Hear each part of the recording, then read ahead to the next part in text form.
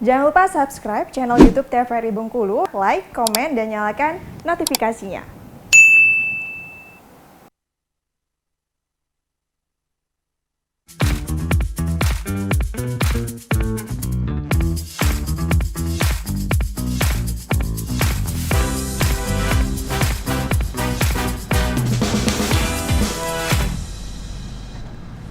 Balik lagi di Opini Obrolan Pagi ini masih dengan tema yang sama, yaitu pendakian langkah kecil bersama dengan Cynthia Febriani sebagai konten kreator nih.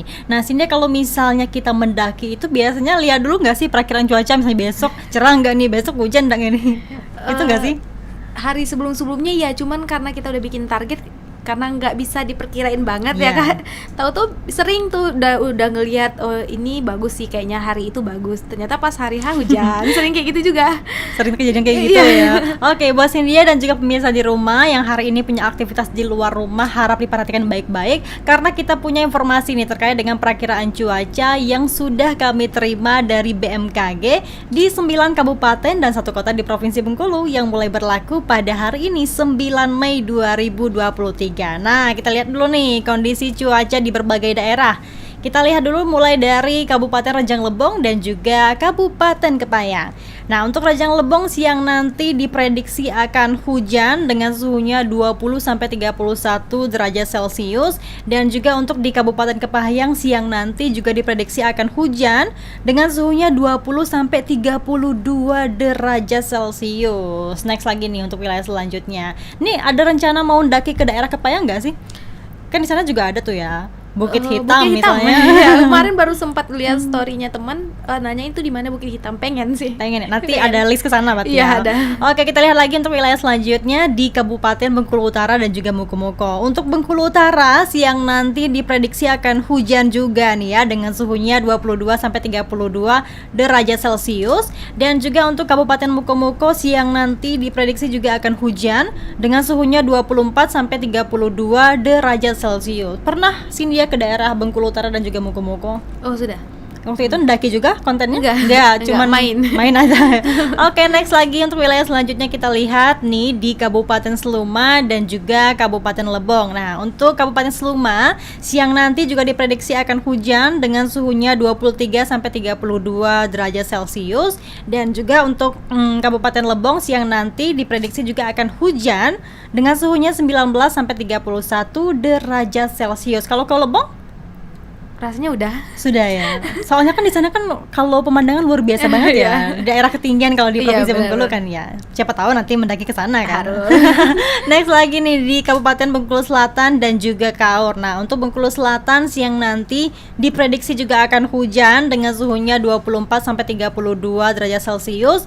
Dan juga untuk di Kabupaten Kaur siang nanti diprediksi juga akan hujan dengan suhunya 21-32 derajat Celcius. Nah, terakhir kita lihat untuk wilayah Kota Bengkulu dan juga Bengkulu Tengah. Nah, untuk masyarakat Bengkulu nih ya, kita himbau siang nanti diprediksi di Kota Bengkulu akan berawan. Nah, beda ya di daerah lainnya hujan, kalau di Bengkulu berawan dengan suhunya 24-32 derajat Celcius. Dan juga untuk Kabupaten Bengkulu Tengah siang nanti diprediksi juga akan hujan nih dengan suhunya 24-32 derajat Celcius. Nah, mayoritas ya di 9 kabupaten dan 1 kota di Provinsi Bengkulu mayoritas hujan, terus juga malam tadi badai juga ya, angin kencang dan juga hujan deras. Mungkin himbauannya kepada masyarakat harap hati-hati juga ya, apalagi jangan berdekatan sama pohon-pohon yang sudah tua ya Cynthia. Yang ngeri banget ya kalau misalnya. Ya ngeri. Tadi malam ya Kak? Iya, tadi malam kencang banget. Jangan sampai keluar rumah deh kalau bisa ya. Tapi kalau misalnya mendaki itu kan juga harus lihat kondisi cuaca juga ya. Pernah gak sih ketika di atas tiba-tiba hujan deras misalnya, terus juga kondisinya mungkin angin kencang mengharuskan harus turun nih, nggak sampai boleh ke puncak gitu? Sering dari setiap pendakian itu, apalagi gunung ya Kak, nggak tahu kenapa gunung itu pasti hujan.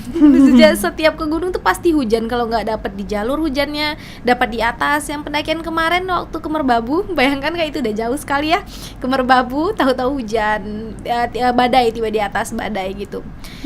Jadi ngambil hanya beberapa momen gitu ngambilnya. Karena kalau hujan itu bikin kabut. Kalau kabut itu udah nggak kelihatan lagi apa-apa. Jadi apa yang mau direkam, apa yang mau ini, paling yang bisa direkam kalau terjadi hujan terus kabut itu cuman perjalanan doang gitu.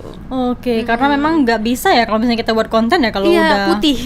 Kata orang mah tembok putih. tembok putih ya, jadi nggak bisa buat konten Iya, nih. benar. Berarti kalau misalnya hujan itu harus sedia mantel juga dong ya kalau Iya, misalnya benar. mendaki. Mantel, terus kalau misalnya nggak bawa mantel di terabas kayak gitu, pasti baju kita isi dalam tas juga basah, walaupun di dalam tas udah ada rain covernya atau apa, Iya. tapi tetap bakal basah juga kan namanya keguyur hujan, terus jalan juga jadi nggak enak, baju basah-basah jalan ke atas tuh nggak enak, terus juga potensinya itu kita kena hipo gitu, misal kedinginan Iya. gitu. Sering kan orang mendaki itu banyak yang meninggal atau apa itu gara-gara kedinginan, Kedinginan, ya. gara-gara kedinginan. Itu berarti harus persiapan baik-baik Oh, ya. iya. Terus juga kan kondisi dari pakaian yang kita bawa juga harus yang tebal-tebal berarti Oh ya. iya benar. Kalau misalnya ke gunung tuh jaketnya harus yang tebal gitu, karena di atas itu memang sedingin itu sih Kak. Iya ya. sedingin. Sampai berapa lapis nggak sih? Pakai bajunya enggak? Iya sih dia iya sih. Jaketnya 2 lapis, terus juga pakai sleeping bag yang kayak kepompong itu, terus juga pakai kaos kakinya berlapis, sarung tangannya berlapis juga gitu. Karena emang sedingin itu di atas. Pernah nggak sih kalau misalnya kan bawa barang banyak banget ya, terus barang bawaannya nih basah semua, terus gimana tuh? Pernah nggak? Kalau misalnya dari awal itu udah diantisipasi, kalau misalnya isi dalam carrier sebelum kita masukin barangnya, kita harus masukin dalam plastik dulu. Jadi harus siapin plastiknya dulu, terus plastik packingnya, terus kita masukin barang-barang kita. Jadi kalau misalnya yang basah itu paling yang alat-alat kebutuhan seperti kayak alat mandi misalnya gitu, walaupun Iya. itu nggak berguna banget sih alat mandi, terus juga barang-barang center atau apa itu mungkin nggak apa-apa basah, tapi kalau bajunya udah dimasukin dulu dalam plastik gitu. Biar nggak basah tadi Iya, ya. biar nggak Siapa basah. tahu kan tiba-tiba daki terus hujan deras. Iya, karena kan. pasti hujan sih, selalu hujan. Belum lagi jalanan licin ya kalau misalnya Iya. hujan deras kan ya. Iya. Terus juga itu menambah tantangan Ya, tersendiri. sangat. Licin, mendaki, hujan, aduh itu udah triple itu Iya. tantangannya. Oke, Cynthia, mungkin ada himbauannya nih kepada masyarakat mungkin yang pengen daki juga Iya. lihat cuaca dulu, terus juga kondisi Bengkulu akhir-akhir ini apalagi kan Iya. angin kencang ya dan juga hujan deras gitu. Sangat tidak disarankan sih Kak untuk mendaki, karena kalau panas aja itu kita nggak yakin buat mendaki. Itu bener-bener cari tanggal itu yang ini sebelum-sebelumnya itu, waktu itu pernah sih dia itu hari sebelum-sebelumnya itu 3 hari sebelum itu panas banget.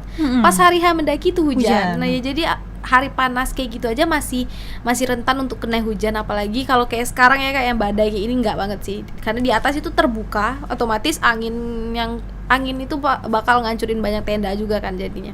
Oke, kita jeda dulu nih ya Iya. Cynthia, nanti kita bahas lagi terkait dengan tema kita yaitu pendakian langkah kecil. Pemirsa, kami akan kembali setelah jeda pariwara berikut ini.